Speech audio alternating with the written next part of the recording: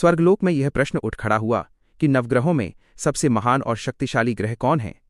इसी प्रश्न को लेकर सभी देवताओं में वाद विवाद प्रारंभ हो गया। विवाद इतना बढ़ा कि युद्ध की स्थिति उत्पन्न हो गई।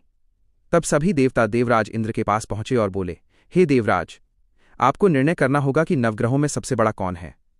देवताओं की बात सुनकर इंद्रदेव भी दुविधा में पड़ गए। कुछ क्षण विचार करने के बाद उन्होंने कहा, हे देवगण, इस प्रश्न का उत्तर देना मेरे लिए संभव नहीं है। पृथ्वीलोक में उज्जैनी नगरी के राजा विक्रमादित्य अत्यंत न्यायप्रिय और बुद्धिमान हैं। उनके सिंहासन पर बैठकर कभी अन्याय नहीं हुआ। हमें उन्हीं के पास जाना चाहिए। इंद्रदेव के आदेश से सभी देवता पृथ्वीलोक में उज्जैनी पहुंचे। देवताओं के आगमन पर स्वयं राजा विक्रमादित्य ने उनका भव्य स्वागत किया। जब देवताओं ने अपना प्रश्न राजा के सामने रखा तो राजा भी कुछ समय के लिए चिंतित हो गए। सभी ग्रह अपनी अपनी शक्तियों में अद्वितीय थे, किसी को छोटा या बड़ा कहना भारी पड़ सकता था। तभी राजा विक्रमादित्य को एक अद्भुत उपाय सूझा। उन्होंने स्वर्ण, रजत, कांसा, तांबा, सीसा, रांगा, जस्ता, अभ्रक और लोहे के 9 आसन बनवाए और धातुओं के गुणों के अनुसार उन्हें एक के पीछे एक क्रम से रखवाया। राजा ने सभी ग्रह देवताओं से कहा, आप सभी अपने अपने आसन पर विराजमान हों। जब सभी देवता बैठ गए तब राजा ने कहा, निर्णय तो स्वयं हो गया है। जो सबसे पहले आसन पर विराजमान है वही सबसे बड़ा है। ये सुनकर शनिदेव जो सबसे पीछे बैठे थे क्रोधित हो उठे। उन्होंने कहा, राजन, तुमने मुझे सबसे पीछे बैठाकर मेरा अपमान किया है। तुम मेरी शक्ति से अनभिज्ञ हो। मैं किसी राशि में 7.5 वर्ष तक रहता हूँ। राम, रावण जैसे महान लोग भी मेरे प्रकोप से नहीं बच सके। अब तुम भी मेरे कोप से नहीं बचोगे। राजा विक्रमादित्य थोड़े भयभीत अवश्य हुए, पर मन ही मन बोले, जो भाग्य में लिखा है वही होगा।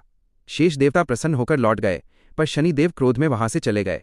कुछ समय बाद शनिदेव ने घोड़े के व्यापारी का रूप धारण किया और उज्जैनी पहुंचे। राजा ने एक सुंदर घोड़ा खरीदा, पर वो घोड़ा राजा को जंगल में छोड़कर गायब हो गया।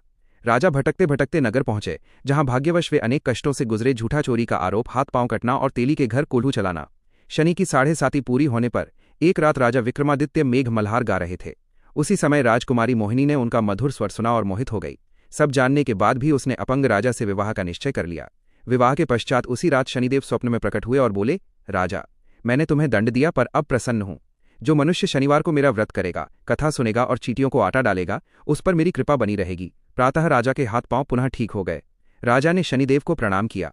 सत्य प्रकट हुआ, अन्याय समाप्त हुआ और राजा विक्रमादित्य अपने वैभव सहित उज्जैनी लौटे।